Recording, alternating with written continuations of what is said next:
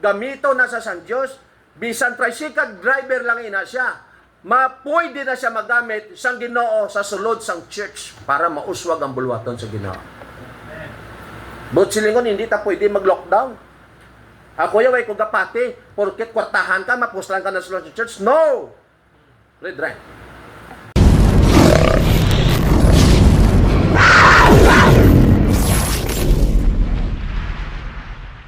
Siling ko sa una, pag-speak ko sa Cebu,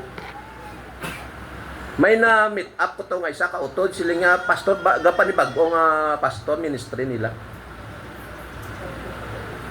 Siling ko, kamusta ministry niyo, Brad? Niya, okay naman, sa manog 2 years na kami, okay naman, naka-move on na. Established na kami, sa grasya ni Lord.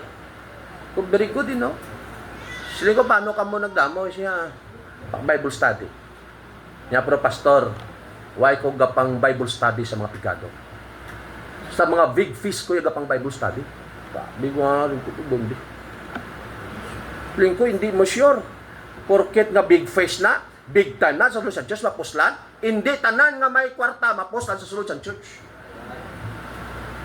Siling ako, ginabutang ko sa pangunan ako, sa tagipusoon ko, hambal sa ako, maestro sa Bible School. Kamo nga mga pastor, hindi kamo magpang-down sa mga tricycle driver. Hindi mo pag-isolve kay tricycle driver lang. No. Ang ina nga tricycle driver, kung may gift na siya, gamito na sa San Diyos, bisan tricycle driver lang ina siya, pwede na siya magamit sang Ginoo sa sulod sang church para mauswag ang bulwaton sa Ginoo. But silingon, hindi ta pwede mag-lockdown. Ako yaw ay kung gapati, porket kwartahan ka, mapuslan ka na sulod sa church. No! Read right. Ako, that's why nalipay ko, haluson na makakaon, nagakubit pa para sa Ginoo. That's why mga utod ang mo siniho, himo abala mangin partner nimo ang Ginoo. Para makita nimo. So ang ini nga bata nakita ko. Kubos lang nga bata. Pero amoy ni nangin alagyan nga nag-ayo kag naumpawan zinaaman sang iya nga pagkakutingon. Leprosy or ano na sa Ilonggo? Aroon, hindi may isa pagit ketong, no? Sa Tagalog ketong. So amo sini. So Naaman met the king of Israel to heal of his leprosy, but the king of Israel got angry at the king of Syria. Umutubla sa verse 7. Nangakig yang hari. Dismaya kaluoy man kay Naaman, no? Sa ako nga pamalandong, dugay, hindi niya basta-basta magayong aro mo. Kung aroon ka, hindi ka gid masyado makita sang imong mga kaugdanan, kay punong-puno ka na yasang batol, ano na tawag sina? Ginaputos ng lawas mo yasang mga panapton, da? Sa antes kaya magbato sa makipag-away mo. Hindi na masyado mahalata. Kung ang kitong maglito mas tagit sa tsura, makita sa tsura, abis ang iba niya, ano-ano malo na. Di ba? Na makita na dakaroon natin. Now, ikaduwang application. Aring na namian ko. We should obey even if we don't understand the situation. Kinanglanon natin magsunod. Bisan pirti ka budlay ang sitwasyon, bisan hindi mo maintindihan, amo ni mga utod sometimes, galibo gulo nato, ano gid balang tinutuyo sang Dios kabuhi ko man? Nga ginaalaw ni sang Ginoo sa amon sitwasyon. Ano gid ang gusto sang ginabilang taon naton sa verse 8? Tingnan sa verse 8. And it was when Elisha, the man of God, had heard the king of Israel and rent his clothes, that he sent to the king, saying, Wherefore hast thou rent thy clothes? Let him come now to me, and he shall know that there is a prophet in Israel. Pakagtuwa din sa sakon, ako bahala sa iya kung baga para kay Elisha. Siguro na lantaw-lantaw, nga way nagwa. Abi ka mo bisabat, nga way nagwa haw. Abi lang taon natin sa verse 11 and 9. But Naaman came with horses. Si Naaman niya, may mga kaupdanan, ginayan. Kapitan siya mo. Hindi niya pwede nga maglakat siya nga siya bodyguard. And with his chariot, and stood at the door of the house of Elisha.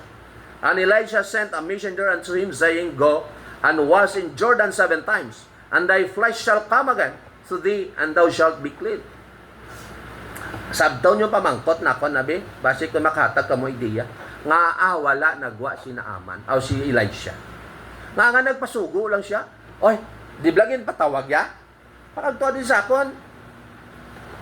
Nga ginsugo, ilang ang iya messenger, hambala si Naaman, makagto to sa subasang Jordan, ag magtosmaw to sa 7 ka bises.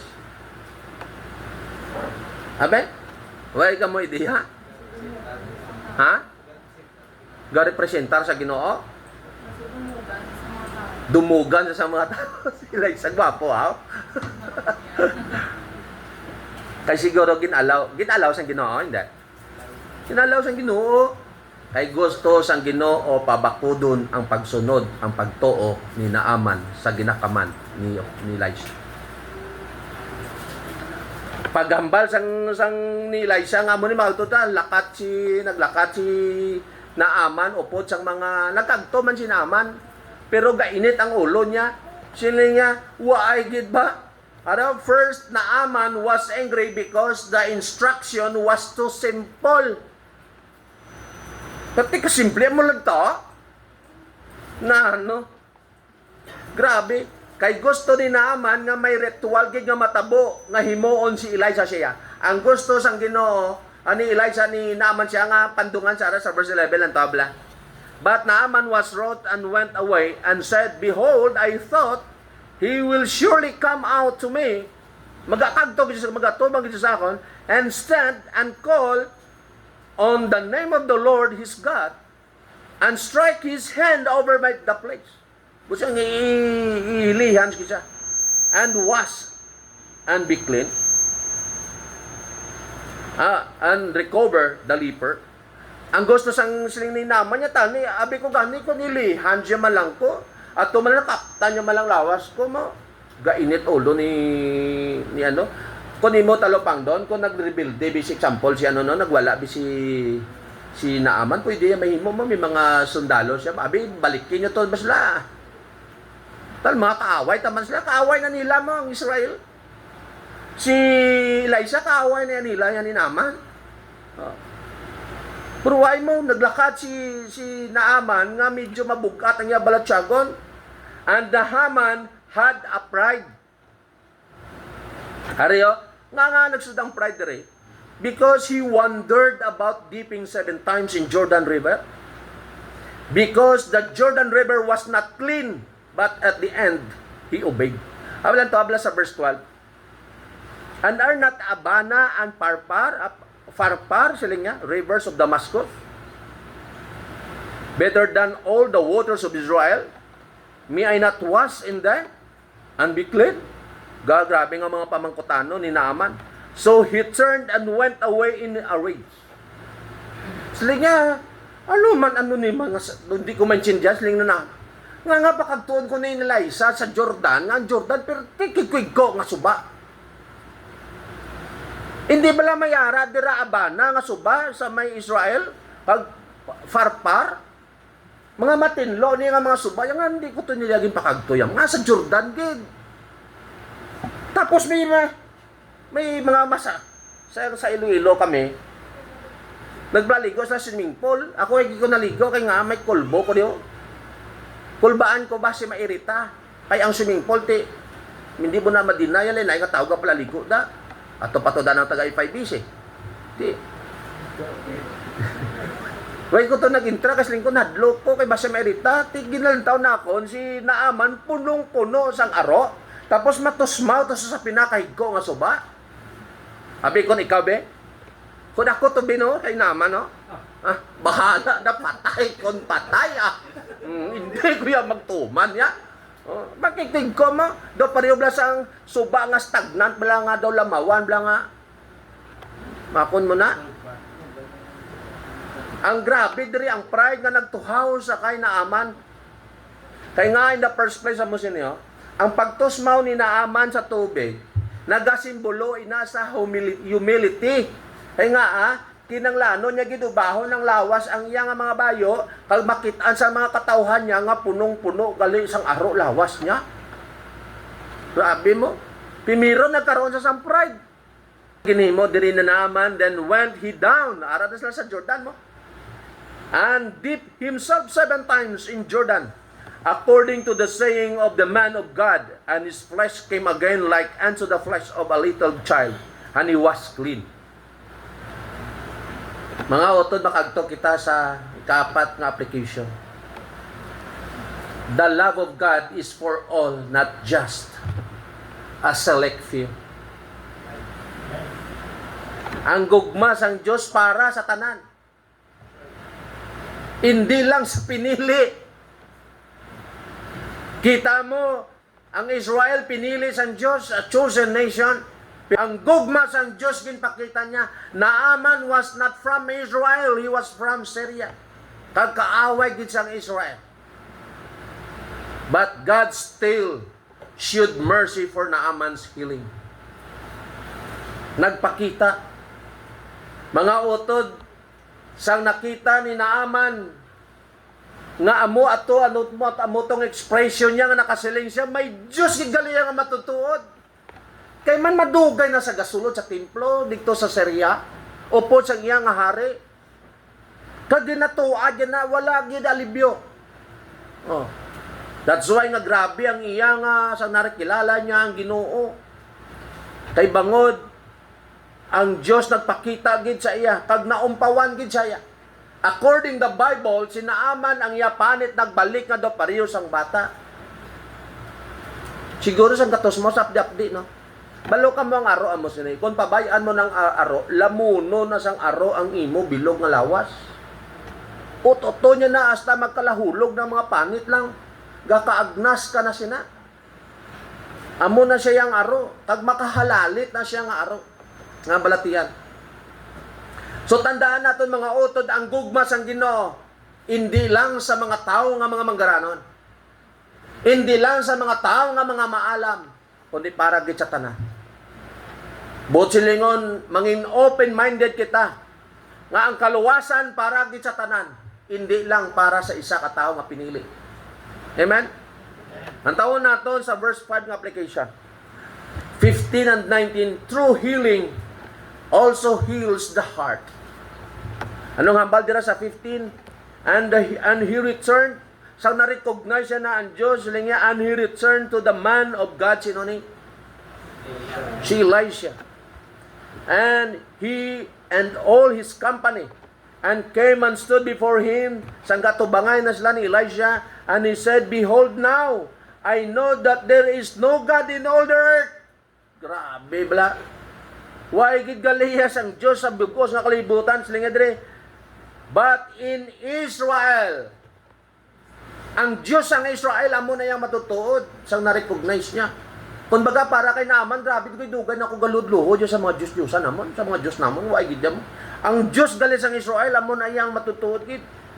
Now, sila sa verse 15, now therefore I pray thee, take a blessing of thy servant. Grabe ang heart ni Naaman, no? Gusto niya balikan sang utang na loob ang si Elisha.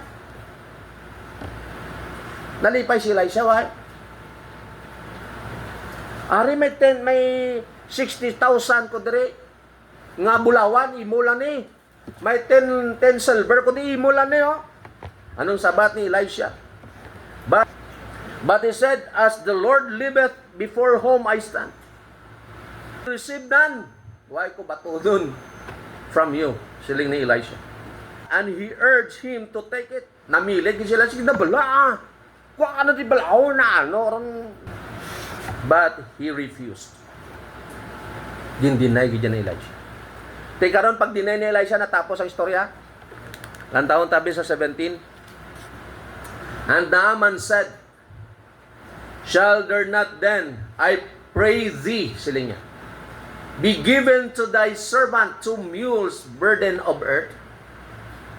Siling niya, burden of earth, for thy servant will henceforth offer neither burnt offering nor sacrifice unto other gods, but unto the Lord. Ginton anakon, si Naaman, na ngayon siya balas o duta sa kay Elisha, kay gusto niya, pag abot niya sa iyal puloyan, maubrato siya sa olofiran. nga hindi na siya mag-offer dito sa gina-offera niya sa ngalins pa sa una. Gusto niya may personal na siya nga pag-worship sa Ginoo. Gusto niya na mag-serve sa Ginoo, mag-offer to siya sang gusto niya dito sa duta nga halin kay Elisha. Nan. Grabe nga heart ni Subod silingon ang matutuod nga pag-ayo pati ang tagipuso ni Naaman nayo. Naaman was not only physically healed, but his heart was also healed and changed. Grabe yung pagbago ni Naaman sa verse 15 to, nakita mo ang pag-recognize niya. Na may ari gigili matutuod nga Diyos. Ay sa 18 na taon naton, and in these things the Lord pardon, ari ang prayer ni amo ning hambal ni Naaman sa kay Elisha. And these things the Lord pardon thy servant. And these things the Lord pardon thy servant, that when my master goeth into the house of Rimmon to worship there, and he laid it on my hand, and I bow myself in the house of Rimmon. When I bow down myself in the house of Rimmon, the Lord pardon thy servant in these things. Sila nga, pag-abot ko to, hagadon ko sa ngare nga ma-worship sa Rimmon, sa templo, sa ginasimbahan nila, sa hindi matuod ka Diyos. Sila nga, maupod ko to gihapon sa iya. Pero, kung magluhod siya, maluhod man ko. Pero mangayo lang ko, kabay pangapatawaron lang ko sang Diyos ko nga matuod. Mako mo nag-recognize na siya. Ti pamangkot, pastor, nga maupod pag siya kay nakahibalo na sa kamaturan. Ang deeper meaning of verse 18, gapakita diri, he showed sincere faith. Even nga nagupod sa hari, ang iya nga faith ara sa matutuod nga Diyos. Hindi sa to, kumbaga nagapa-figure lang to sa, nagapakita ang tao lang to sa hari, nga to siya, pero ang iya nga mga heart, matutuod gigyapon sa Ginoo. Kay nga Naaman could not just quit his job or disrespect his king. Kay nga as a captain, obligasyon niya proteksyonan ng hari. Din magkantong hari aragi siya. Subot silingon dapat updan gid niya ang hari. Mga otod, nakita sang Diyos, God saw his good heart and accepted him. Nakita sang Diyos ang matutuot nga tagipuso ni Naaman, ginbaton ini sang Diyos. Kaya may obligasyon siya. Hindi niya pwede mapawalaan ang hambal diri sa Elisha, and he said unto him, go in peace. Grabe si Elisha, no? So he departed from him little way. Siling ni Elisha siya, sige, himo ang gusto mo, lakat ka, nga pagpakamayon ka sa Diyos. Kumbaga, ginblessingan sa ni Elisha. Mga otod, sa dason nga Sunday, I try my best. Isugpon kong story sang natabo dire. Ba't lang tawon nato ng aton conclusion dire. We cannot depend on our capacity in our lives. Do you agree? We cannot depend on our capacity in our lives. But we should always depend on God, especially when we face problem. Didepende ta sa Ginoo mga problema naton, no matter how we successful and stable our situation. But we need God in all areas of our lives. Then before we stop, sa problema mo, you need God. Sa sulod sa panimalay mo, you need God. Sa trabaho mo, you need God. Sa school mo, you need God. Sa warriors mo, you need God. Sa depression, you need God. All the time. Sa bugos mo nga area sa kabuhay mo, you need God. Subot silingon mga utod, ariho, nga nag-ayo si Naaman. Because of his faith and obedience to the Lord. Nagtuman siya. Pag ang tao nagatuman sa gusto sang Ginoo, may maayo gid nga outcome. Pero pag ang tao padahayo nga nagadisobey sa gusto sang Dios, wala gid ini, kahuy-anan ang malaputan. Halit lang ang maangkon. Tanawa ang ginahimo niya sa mga taga-Israel. Kay mga tigaulo, mga disobedience ka mga tao. Ginapabayan sang Dios nga gakaperdis la sa Syria. But brethren, Tinguwae nga idangop ang tanan sa Dios. May problema ka, may struggle ka, like ni Naaman, you need God. Man anxiety ka, you need God. May depression ka, you need God. Meaning, if you need God, make God your partner. I-partner mo siya. Anong bot silingon ko ni partner mo ang Diyos? Ano man ang benepisyo nga ara sa imo, tagai ang iya ka Ginoo nga buluhaton. Partner mo siya mo pares brasa magkasosyo. Gaobra. Kung pag-abot sa benepisyo, hindi pwede nga siran mo ang imo partner, hindi tagaan mo ginasaya, kay partner mo siya mo. Bot silingon mga utod, pag hindi mo i-partner ang Ginoo sa imo nga trabaho, sa imo nga negosyo, madula lang na sa imo. Ang business mo, pag hindi mo i-partner ang Ginoo, hindi na magdugay sa imo. Kaya nga, pangamuyo ka nga, Lord, tagaay ko business. Pagkaroon ka business, hindi mo madumduman ng Ginoo. Lord, tagaay ko trabaho. Pag taga ka trabaho, hindi mo madumduman ng Ginoo. See, bot silingon mga utod, if you want God, make God your partner all the time. Himuha siya nga partner. Sa kabuhi mo, himuha siya. Sa plano mo, i-partner siya. Amen? We can do nothing without God. Wala kita sing mahimo. So meaning to say mga utot, we cannot depend on our capacity in our lives. But on the Lord. Depend on the Lord. Especially na kung gatubang ka sa problema nga dalag ka. Ang problema mga utod, mga ngamuyo kita dayon, ang problema lang ang mga tao subong kapalapit lang kung may ara problema. Pag wala, hindi man madumduman ang Ginoo. Amo na utod, magpagamit ka na sa Ginoo. Ang ini nga lesson ni Naaman, pag ato sang bata nga gamay, dako ni nga impact sa ato. Na kinanglano na tunsundod. Pag baguhon ang aton attitude. Hindi na kita magrebuildi sa tubangan sa Diyos. Kabay, hindi maglain buot mo. Hindi ka ma-offend sa pastor kung ang pastor nagawali about giving. Ang giving, yabi sa pagpakamayo sa Diyos. Tandaan mo gito. Matingala ka, way ka damon mo nga ginadalo ka ng buluhaton sa Ginoo. Matingala ka, ano kadamo, gaslod siya mo, ngagakawadaan ka man gyapon.